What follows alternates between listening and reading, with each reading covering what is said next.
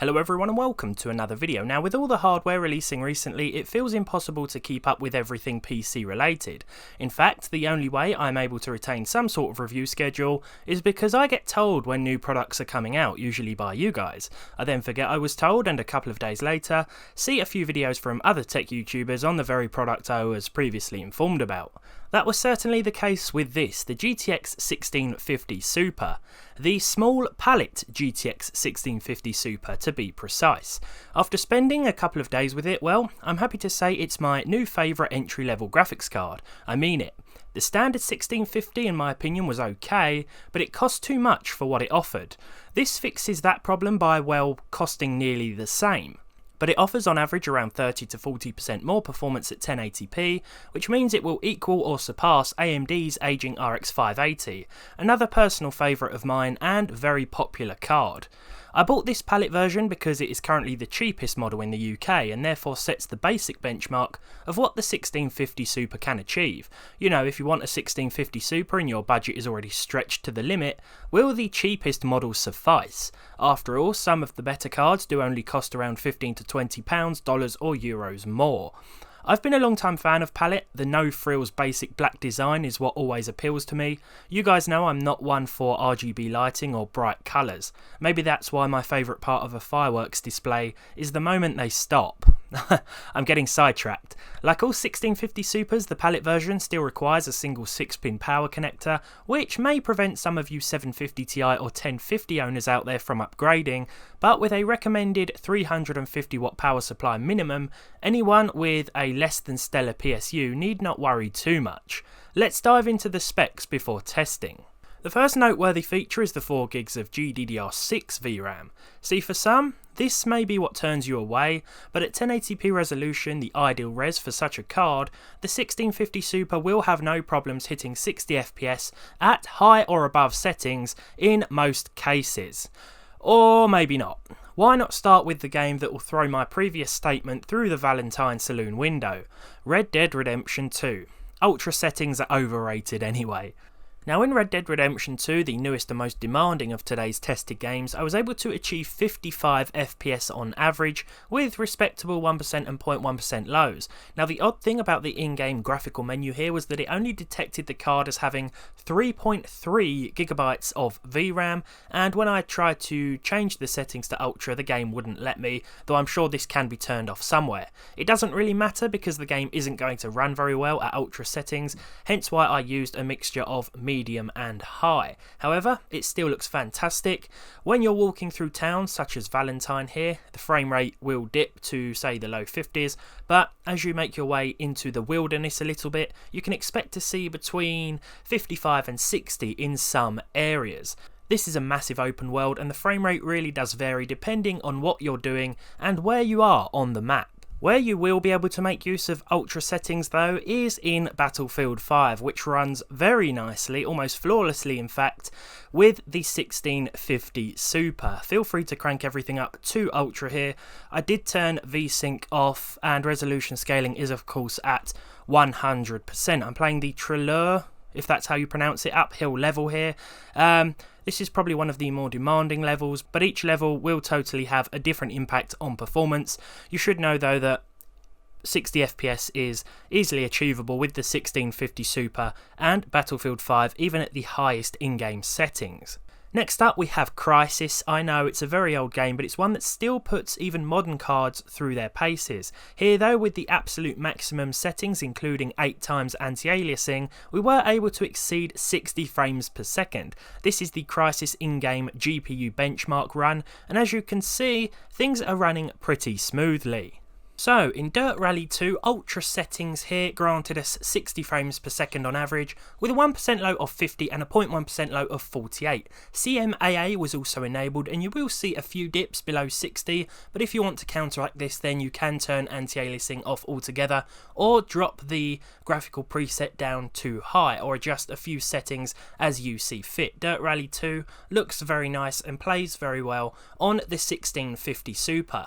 Now, at this point in time, I'd like to mention mention noise, this Palit card doesn't actually feature the technology that stops the fan at low load. The fan of this card, the single fan, is constantly spinning and you can constantly hear it. However, it's no louder than the stock cooler of the Ryzen 5 3600, and you will certainly hear that over the 1650 Super from Palit itself, if you choose to go with a 3600 of course and use the stock cooler. Now, I'll hold the microphone about 20 centimeters away from the card briefly so you can get an idea of how noisy it is. 3, 2, 1. And that's it really. It's certainly audible, but with the side of the case actually on, mine isn't at the moment, you're going to be in for a quieter experience. It's certainly worth paying that extra 10 or 20 pounds premium though if you do like a quieter or even silent experience when not gaming. I myself can be off-put easily by noise, so yeah, it doesn't seem too noisy for me, but it's something worth mentioning, I feel. As we move on to Kingdom Come Deliverance now, I was able to run this with 60 frames per second on average, just about, using the very high preset. I tried ultra high first of all, and that wasn't really doable, although of course you will still manage to hit at least 30 throughout. This is the very high preset with SMAA 1TX enabled. You could probably turn anti-aliasing off altogether to get a better experience here, but the average was 60, the 1% low was 42, and the 0.1% low was 34. Kingdom Come Deliverance is still a fairly demanding game and will put a lot of graphical hardware through its paces.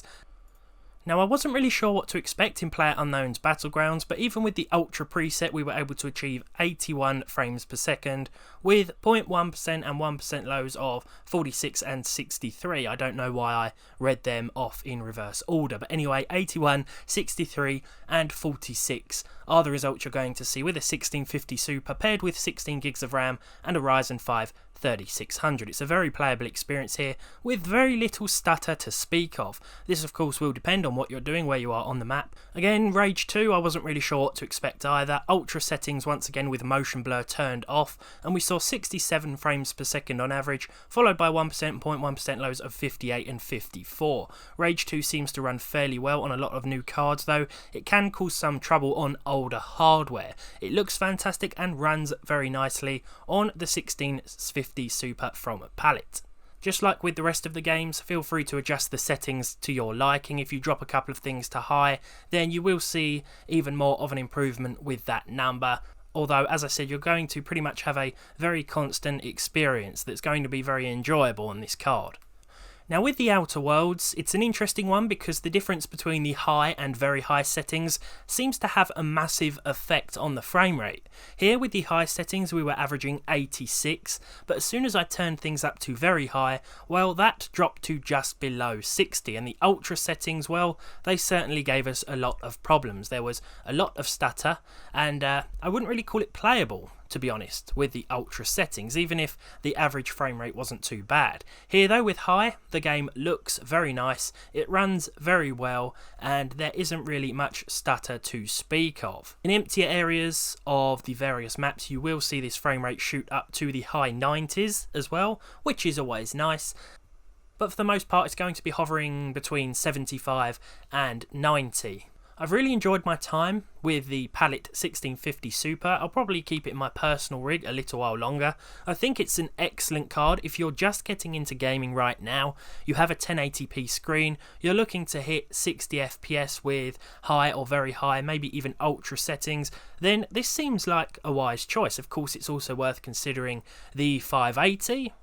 It's worth watching the prices on the 590 if of course you don't mind higher power consumption from both of those AMD cards, but it's also worth considering the RX 5500, AMD's soon to be new budget card that is probably going to release any time now. In fact, it will probably release the moment I click publish on this review. Would I go for the Palit version?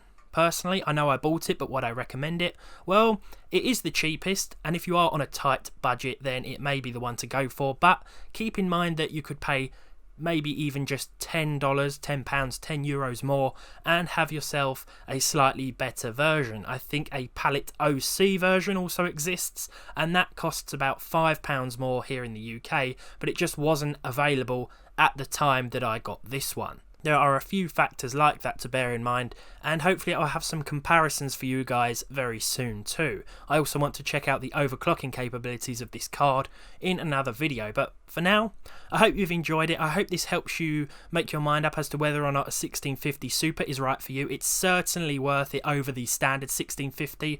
That is a card I wouldn't even consider anymore. With all that said, thank you for watching. If you enjoyed it, leave a like on it, leave a dislike if you didn't, subscribe to the channel if you haven't done so already, and hopefully I'll see you all in the next one.